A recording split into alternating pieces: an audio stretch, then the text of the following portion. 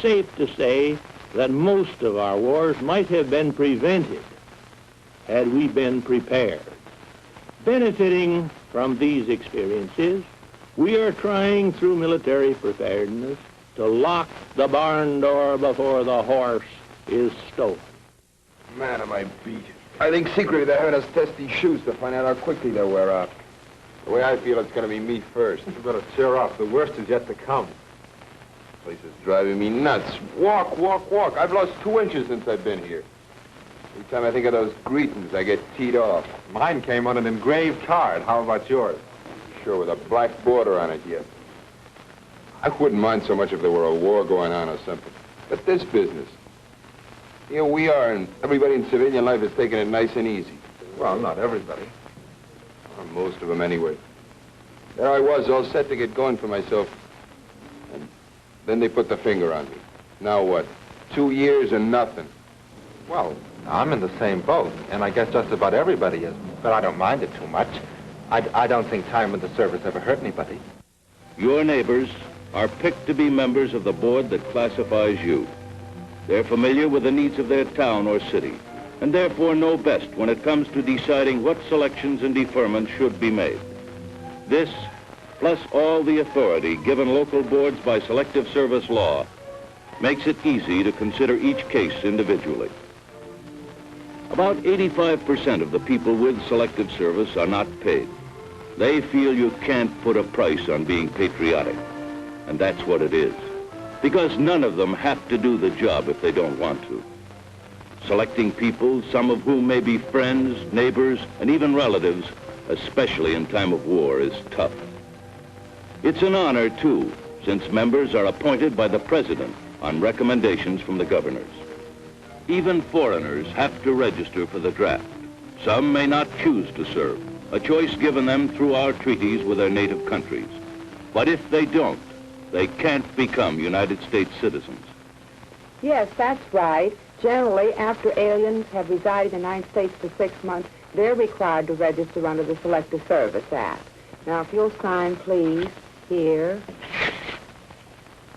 Yes. There, that about does it. Now, in several days, we'll send you this registration certificate. Now, you must carry this with you at all times. Most of the boys put it in their wallet. Now, when you receive it, you will notice there'll be a number on the back of this card. And every time that you communicate with this board, we'll appreciate your including this number, as it is one of the quickest ways for us to locate you in our files. Now, I mention this because regardless of where you move, you're always going to remain a registrant of this local board. You mean if I move to another state, I have to come all the way back here? Oh, no, that won't be necessary. You can go to the nearest local board, and they'll work with us on it. Then we will send you very soon a classification questionnaire. Now, you'll fill that out and send it to us in 10 days. Now, on the basis of the information in this questionnaire, the local board will classify you. Now, if you desire to submit anything else that you think that would help the local board in properly classifying you, you may do so. Now, every time you move, you must notify us of your change of address. And any time that you have any questions or any problems that you think we can help you with, you come in and see us. Now, if you're classified in Class 1A, the local board will notify you where and when to appear for your pre-induction physical examination.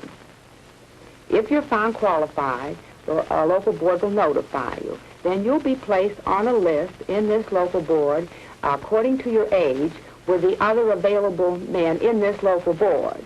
The age merely establishes your priority in relation to the other available men in this local board. The top man is the first one to go when we receive our next call. Oh, I'll be 1A, okay.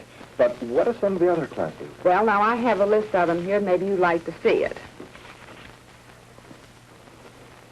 Now, here we have Class 1A. Those are the registrants who are available for service. Then we have the Class 1AO. Those are the registrants who are morally opposed to serving in the armed forces in a combatant capacity, but are willing to serve as long as they don't have to fight. Conscientious objectors, you know. Then we have Class 1C. Those are registrants who are members of the Armed Forces, Public Health, Coast and Geodetic Survey, and certain registrants who have had previous service. Then we have Class 1D.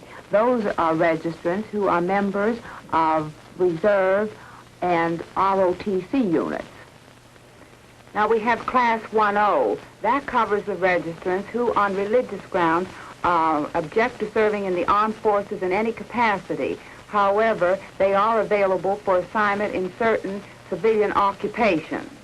Now we have Class 1S. Those are the students who are deferred by law. I wanted to ask about that. I was planning on starting college. Well, if your number comes up in this local board for induction and you're a full-time college student, the local board, under the provisions of the law, will defer you until the end of the academic year.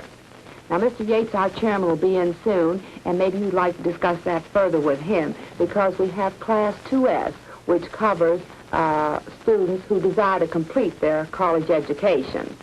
Class 1S also covers high school students. Under the provisions of the law, high school students are deferred until they graduate, until they reach 20 years of age, or until they drop out of school, whichever is the soonest. Now we have Class 1W. Those are the conscientious objectors who are now serving in these certain approved civilian positions. Now here we have Class 2. That covers the registrants who are deferred because of their essentiality in certain positions, including agriculture and study. Now we have Class 3. That is for the registrants who are deferred because their entry into the armed forces would create an extreme hardship on their dependents. Now, Class 4 covers certain registrants who have had previous service, the sole surviving son of a family whose son or sons have been killed in the service, certain elected officials, divinity students, and ministers. Now, Class 4F covers those registrants who are found physically, mentally, or morally unfit for service. Now, all registrants, after they pass the age of liability, are classified in Class 5A. Now, I have a list of those here. Maybe you'd like to take it along with you and read it. Thank you. Well, this makes it pretty easy to figure out how everybody should be classified. But say somebody thinks he should be in another classification than the one the board puts him in. Is there any way he can have the classification changed? Selective Service provides for cases of this sort through the right of appeal for all classifications except 4F. When you receive your notice of classification, you have 10 days in which to make an appeal. So he went on to tell me about deferments and how to go about making applications. Well, did he make any suggestions? No, he just said that if I was going to school when I was called, I could get deferred until the end of the year. That is, provided I was going full-time and was passing everything. Well, what about after the year's up? What then? Well, then I could apply for another type student deferment by taking a qualification test. If I could pass the test or keep in good standing in my class, I could probably stay on right until graduation. Well, still another way to do it would be to join an ROTC unit. And after I finished that, during school, I'd go on active service for 2 years. No matter what I do, I still have that 2 years active service. Well, then it's not a question of whether or not you go into service, but when and how you do it. Right. And I can enlist right up until the time I receive my induction notice, that is, if I want to. Well, how do you feel about the whole thing? I don't know. That's a tough thing to decide. But I think I'd just as soon go in now and get it over with. Well, do you know how long you'd have to wait before your number comes up? Did they tell you that? No, I asked the same question, but they said they could only guess. You see, they don't know themselves until about 2 months ahead of time just how many men they have to send. So I might have to wait quite a while. But you can volunteer to go sooner, though. You can? Sure, then they can give you a good idea of when you might go. You see, by volunteering, you go right to the top of the list. That might be the best thing to do. I'm beginning to think so. I just want to get started on something and not waste time. And as far as the Army goes, I might get a job that would teach me something I could use in civilian life. Seems like there might be a good chance of that with all these modern things they have in the Army today. Sure. Now, some of the guys who went in a while ago wrote and said they're doing just about everything under the sun. I always thought there wasn't much to do in the Army except march around and carry a gun. But like you said, what with all these modern things, atomic weapons and guided missiles, you need a lot more training. And it doesn't make any difference in which branch of the service you're put, because there are hundreds of difference of jobs in each branch. By over 600 in the Army alone. And if you asked me now what I wanted to major in school, I couldn't tell you. It might be that the Army will get me interested in one particular thing, so then I could go to a special school for that when I got out, instead of going just anywhere. I'm glad to see you feel that way. I saw so many people when I was in the service who figured they'd gotten a raw deal and they just didn't make any effort to help themselves or the service. Oh, I don't think it's a raw deal. If it isn't, a lot of guys have gotten one. As far as I'm concerned, there's a good reason for it. That's right. When there's a war going on, everyone realizes why they're going in. It's just a little bit harder to understand now, but that still doesn't mean there isn't a good reason for it. Maybe you won't use any or all of the experience you get in service, but you're certainly not wasting your time as long as you're learning. I know I learned a lot when I was in the service. A lot about getting along with all kinds of different people and situations. A lot to help me grow up. Dinner's ready. What's the big discussion? Oh, talking about the draft. I think it's a shame the way these boys are having their lives interrupted. You don't want to be a soldier, do you? No. Making soldiers out of all these babies. Don't worry. You know how mothers are about losing their sons. Come on, let's get some home cooking. You'll be missing it soon enough. Notice in hand, I reported for my pre-induction physical. There was a good-sized group there. The first thing they did was to tell what we'd have to do during the day. We discovered what they mean when they say, in the Army, it's hurry up and wait. It seemed like most of the day was spent in lines waiting for something to happen.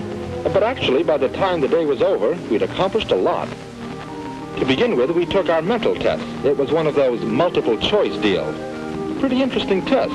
Current events and practical application of things I'd learned in school. I wondered to myself, what would happen if I failed it? I know the Army doesn't want morons. But when it came right down to it, I tried just as hard as I could, and it seemed as though everybody else was doing the same thing. After everybody finished, the papers were passed in, corrected, and the marks read off. I got a fairly high mark, which surprised and pleased me. Once we finished that, we lined up for our physical examination. They certainly gave us a thorough physical. They carefully checked everything I could think of and more. Eyes, ears, heart, lungs. By the time I got to the end of the line, I felt as though I was in pretty good shape. And so did they, for they said that as far as the Army was concerned, I was physically fit. You know, right now, the Army is the only one that is taking draftees, but all the services can and did during World War II. When lunch was over, we went back to finish up the processing, which consisted of filling out some papers, loyalty certificates, and so forth. About mid-afternoon, we were through, and they let us go. Outside, a bunch of us got together and decided we would like to volunteer to go right away. So off we went to the draft board. And down at the draft board, they had us all sign volunteer statements and told us that they would let us know as soon as possible when we were to go. Sure enough, I got the notice in a couple of weeks. Since I was waiting for it and was all set to go, I was happy when it came. But Mom and Ann's my girl, were upset. They make you feel like you're going away and never coming back. They mean well, but they just don't understand sometimes. But the Army really didn't pick me. You see, they just needed somebody, and it turned out to be me. Well, who decided you'd go? Those people down at the draft board, Mr. Yates, Mr. Thomas, and the others. I don't like them. Oh, come on now. Somebody had to do the job. You see, actually, it was a lot of generals down in Washington who decided that they need some more draftees. So they asked Selective Service to get them. Well, Selective Service figures out just how many each state and each territory in Puerto Rico have to send. Territories in Puerto Rico? Sure. Hawaii and Alaska and all the other territories in Puerto Rico have to send men.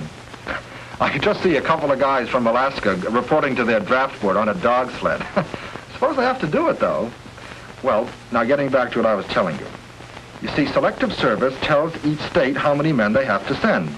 Well, the state, in turn, tells each city and town, and that's how we get the call down here.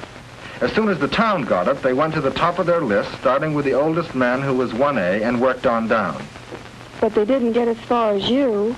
No, but they were getting close, and I decided to hurry it up a bit and get it over with. So you see, in a way, it was those generals who picked me. Pretty important guy, huh? I bet you're more important to me than those old generals. Maybe, honey, but don't forget, they outrank you. Duty calls, you know. Oh, I know, but I don't have to like it, do I? No. Now, you're going to be ready for that party we're going to tonight. We'll have to leave about 7:30 if we want to get...